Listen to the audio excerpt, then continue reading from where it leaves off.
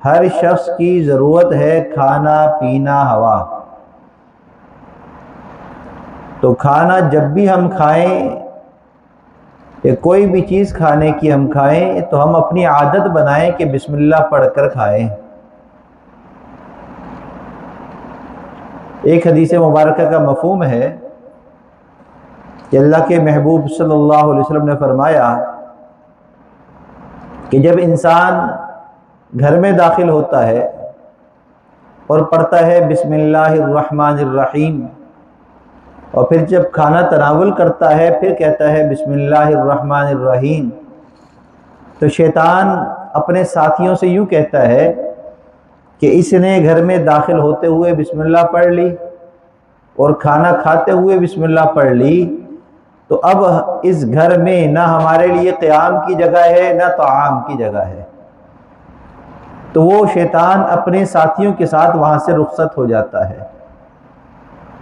اور اگر کوئی شخص بسم اللہ نہ پڑھے داخلے کے وقت اور کھانے کی ابتدا میں، تو شیطان اپنے ساتھیوں سے کہتا ہے کہ اس گھر میں ہمارے لیے رات کے قیام کا بھی حصہ ہے اور کھانے میں بھی ہمارا حصہ ہے.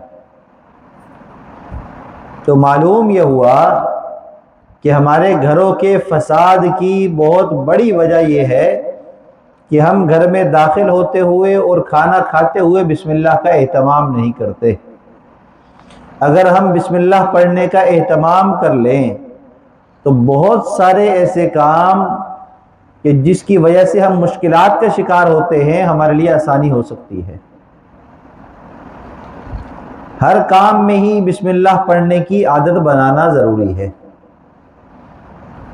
ہر اچھا کام جو بسم اللہ سے شروع نہ کیا گیا ہو وہ دم بریدہ ہے، ناقص ہے، نامکمل ہے. اور جس کام کی ابتدا میں بسم اللہ پڑھ لی گئی ہو تو وہ کام مکمل ہے. اللہ کے نام کی برکتیں، اللہ کے نام سے رحمتوں کا نزول ہوتا ہے. اللہ کے محبوب صلی اللہ علیہ وسلم نے ہر اچھے کام سے پہلے بسم اللہ پڑھنے کا حکم دیا ہے. بسم اللہ پڑھنے کا حکم دیا ہے. کھانا کھانا بظاہر ہماری ضرورت ہے، ہماری فطرت ہے کہ ہمیں بھوک لگتی ہے تو ہمیں کھانا کھانا ہے. لیکن یاد رکھیے دین اسلام کی تعلیم ہمیں یہ بتلاتی ہے کہ کھانا بھی بہت ساری عبادتوں کا مجموعہ ہے. بہت ساری عبادتوں کا مجموعہ ہے. سب سے پہلی نعمت کھانا. کھانا میسر ہو جانا یہ بہت بڑی نعمت ہے. کتنے ہی لوگ ہیں جو کھانے کو ترستے ہیں، کھانا ان کو میسر ہی نہیں ہوتا. کتنے ہی ہیں جن کو دن میں صرف ایک وقت ملتا ہے، اتنے ہی ایسے ہیں جو صرف 2 وقت کھاتے ہیں، اور ہم میں سے اکثر دن میں 3 سے 4 مرتبہ کھانا کھاتے ہیں.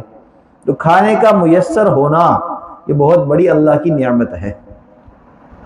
پھر آپ کھانا کھائیں اور آپ کو کھانا کھانے میں مزہ آ رہا ہو، کھانے کا ذائقہ محسوس ہو رہا ہو، یہ دوسری نعمت. یہ دوسری نعمت. کھانے کی لذت آنا یہ بھی نعمت ہے. کھانا الگ نعمت ہے، کھانے کی لذت الگ نعمت ہے.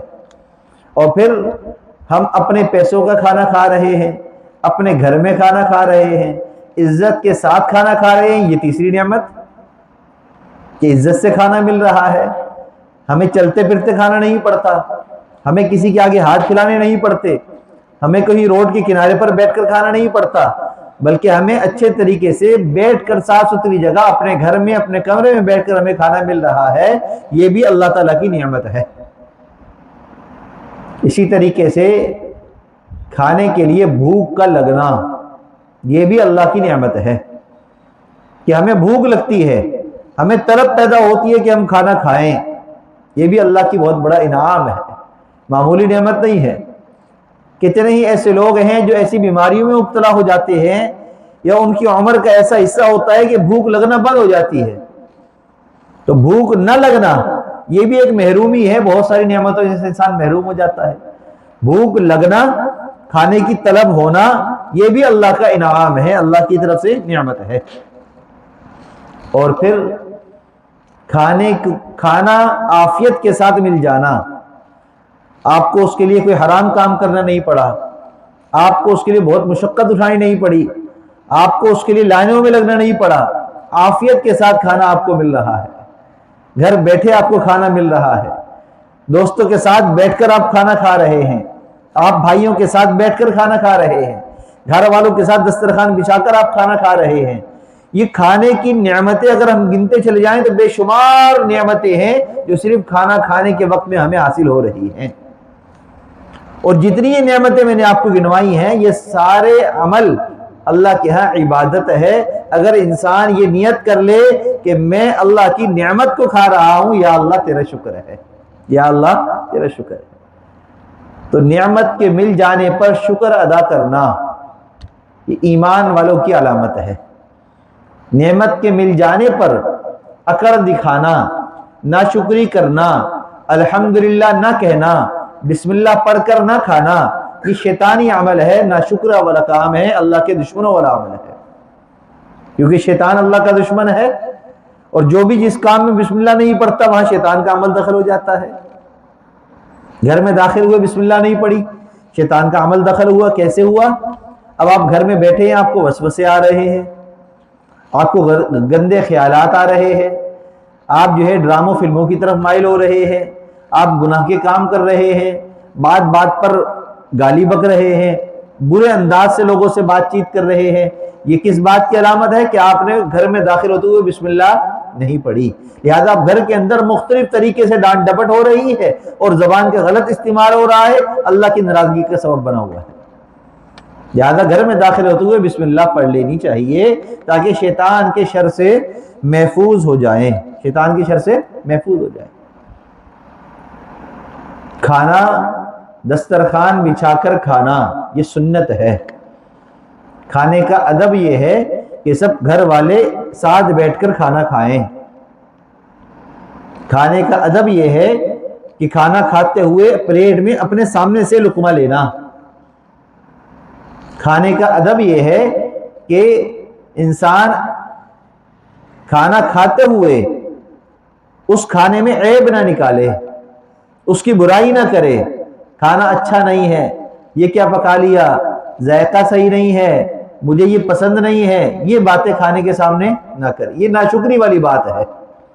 ایک بزرگ اللہ والے، ان سے کسی نے کہا کہ میں کھانا کھاؤں تو میں شکر کس بات پر ادا کروں؟ تو انہوں نے کہا کہ اگر تمہیں کھانا مل جائے اور وہ کھانا جل چکا ہو، جل گیا، سالن جل گیا، روٹی جل گئی، پھر بھی کھانا کھاتے ہوئے اللہ کا شکر اس بات پر ادا کرو کہ آج کے دن کی روزی دیتے ہوئے اللہ تعالیٰ نے تمہیں بھی یاد رکھا، تمہارا بھی رزق لکھ دیا، اس بات پر اللہ کا شکر ادا کرو۔ اگرچہ جلا ہوا ہے لیکن مل تو رہا ہے۔ کتنے ہی ایسے ہیں جو بوسی ٹکڑوں کے لیے ترس رہے ہیں، کتنے ہی ایسے ہیں جو کھانے کے پیچھے بھاگ رہے ہیں، مشقتیں اٹھا رہے ہیں۔ ہمیں جیسا بھی ہے مل تو گیا ہے، یا اللہ تیرا شکر ہے، تیرا شکر ہے۔ کھانے میں عیب نہیں نکالنا چاہیے۔ اللہ تعالیٰ نے دنیا میں کوئی بھی چیز ایسی پیدا نہیں کی جس کا کوئی فائدہ نہ ہو، جس کا کوئی فائدہ نہ ہو۔ جیسے بعض مرتبہ ایسا ہوتا ہے، ہم بیٹھے ہیں، مکھی آ گئی تنگ کر رہی ہے، تو دل میں خیال آتا ہے کہ یہ مکھی کیوں ہے، مکھی کیوں ہے تنگ کر آ رہی ہے، کبھی یہاں بیٹھ رہی ہے، کبھی یہاں بیٹھ رہی ہے، کبھی ہاتھ پہ بیٹھ رہی ہے۔ پنکھا چلاؤ، بعض مرتبہ موسم کی خرابی کی وجہ سے مکھیاں اتنی زیادہ ہوتی ہیں، پنکھا چل رہا ہوتا ہے تب بھی مکھیاں بھاگتی نہیں ہیں، بیٹھنے شروع کر دیتی ہیں، بہت زیادہ کثرت سے ہو جاتی ہیں۔ تو ہم سمجھتے ہیں کہ یہ ایک بے فائدہ چیز ہے۔ اسی طرح کا ایک واقعہ کتابوں میں لکھا ہے، ایک بادشاہ تھا، بڑا ہی ظالم تھا، متکبر تھا، دربار میں بیٹھا ہوا تھا اپنے محل میں، تو ایک مکھی آ کر اس پر بیٹھی، اس نے اس کو اڑا دیا۔ وہ مکھی پھر گھومی پھر آ کر بیٹھ گئی، پھر اڑا دیا، وہ پھر گھومی پھر آ کر بیٹھ گئی۔ بار بار یہ ہونے لگا کہ وہ اڑاتا تھا، مکھی پھر آ کر بیٹھ جاتی، وہ اڑاتا پھر مکھی آ کر بیٹھ جاتی۔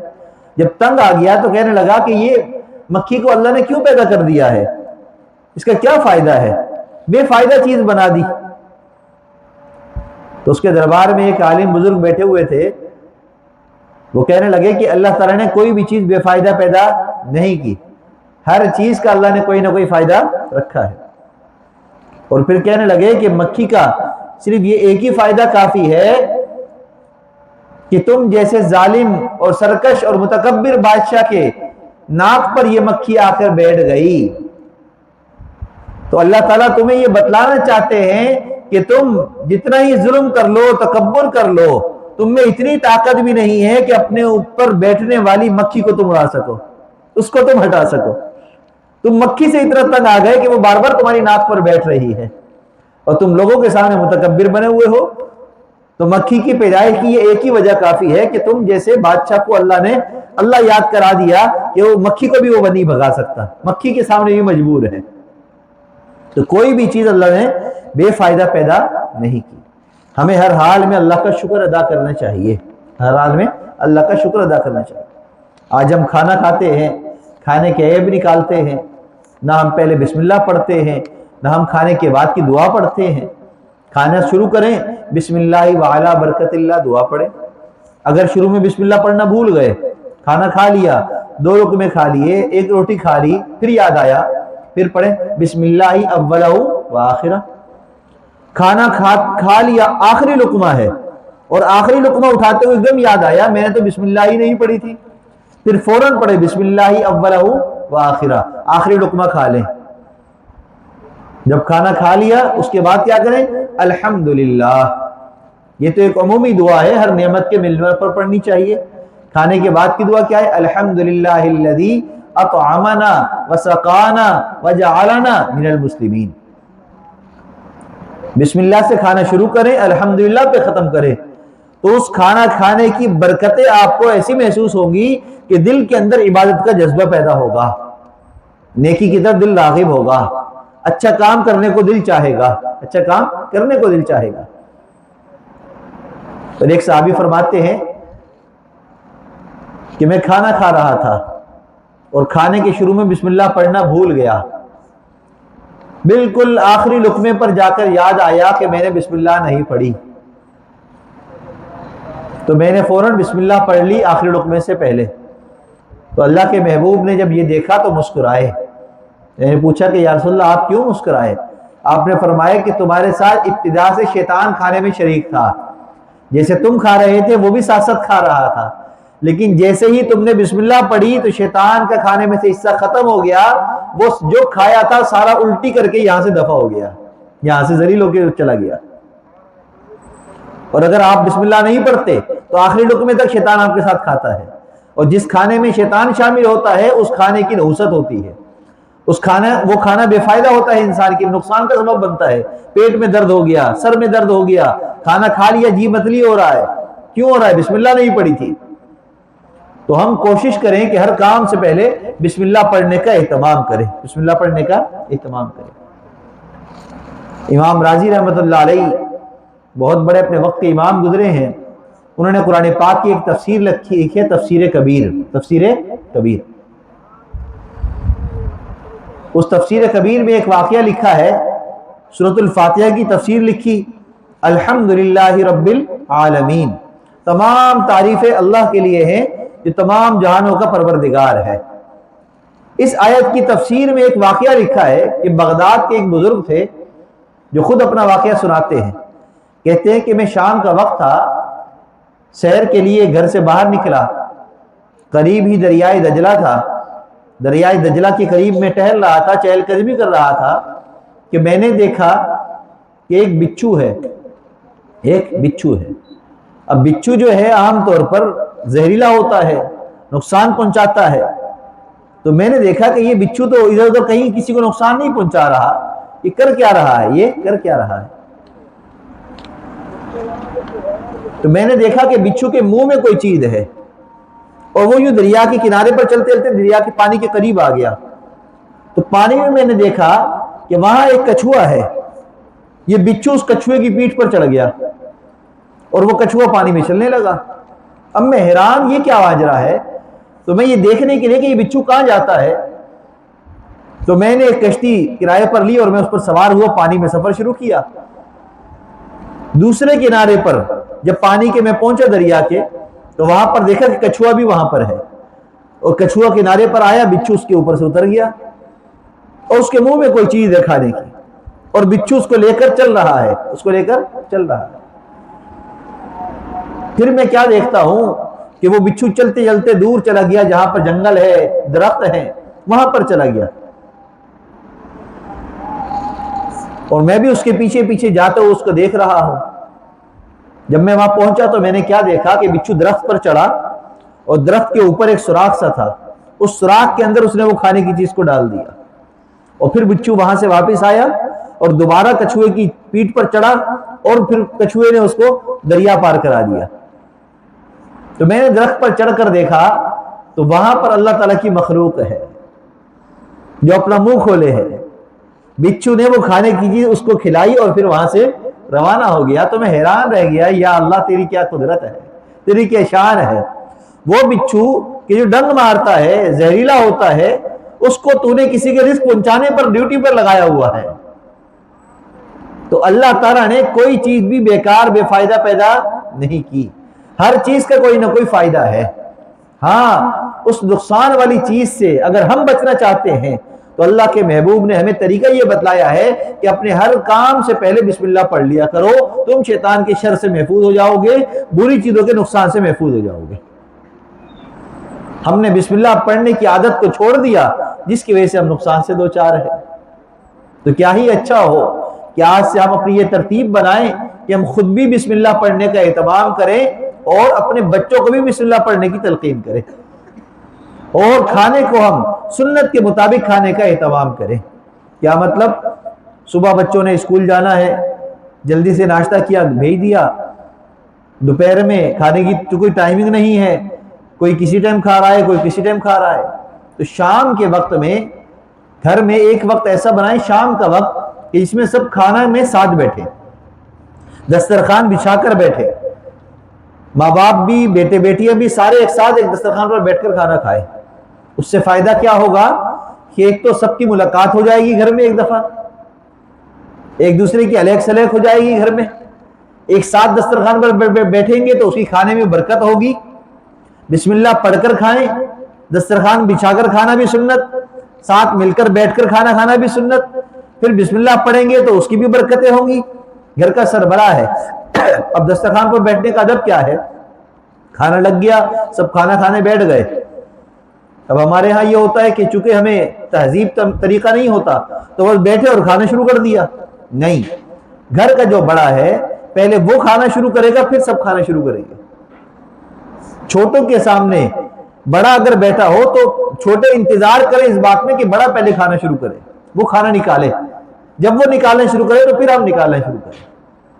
تو ہم اس طریقے سے جب ہم سنتوں پر عمل کریں گے اور کھانے کا اس طریقے سے گھر میں اہتمام کریں گے تو اس کی خیر و برکتیں ایسی ہوں گی کہ پھر ہمارے بچے ہمارے فرما بردار ہوں گے، دین پر چلنے والے ہوں گے، اور ہم شیطان کے اور دشمنوں کے شر سے محفوظ ہو جائیں گے۔ اللہ ہم سب کو نعمتوں کی قدر کرنے کی توفیق عطا فرمائے اور کھانے کو اس کے ادب اداب کے ساتھ تناول کرنے کی توفیق نصیب فرمائے۔ وآخر دعوانا ان الحمدللہ رب العالمین۔